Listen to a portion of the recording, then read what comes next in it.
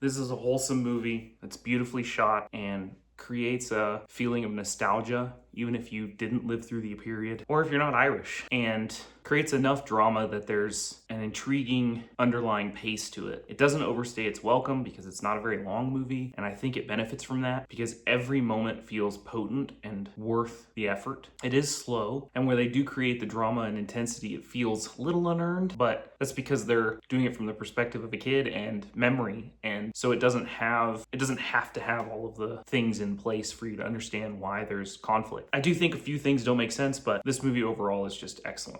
The couple things that don't make sense are just the gang member guy that's like in charge, that's giving pressure to the dad and the family, and how his ending plays out with the cops on either side of him. Like, it just feels kind of contrived compared to the rest of the film.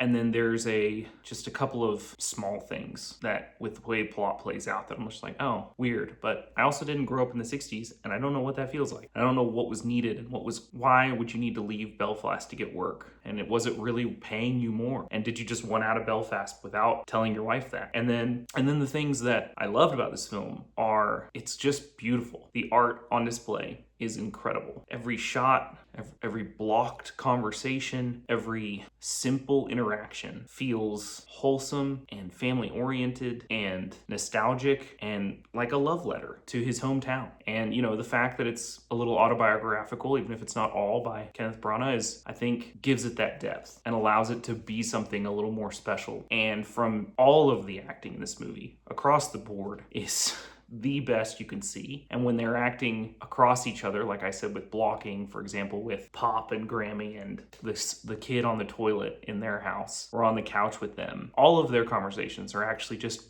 so well done and give a sense of just empowerment and encouragement to his upbringing that I would like to pass on. I think it's just beautiful and great. I think that there is a real lesson in this movie about family values and how you treat each other and what you expect of each other and how that plays out against the conflict in the world and from taxes to death, right? So I'd love to know what you guys think. I know I'm catching this one late, but I'm kind of working up to a post-pandemic, best movies of post-pandemic video, and so I'm watching as much as I can, and this one stands out big time to me as being one of the best of the last 5 years. What do you guys think? Let me know in the comments. Don't forget to like and subscribe, and thanks for watching.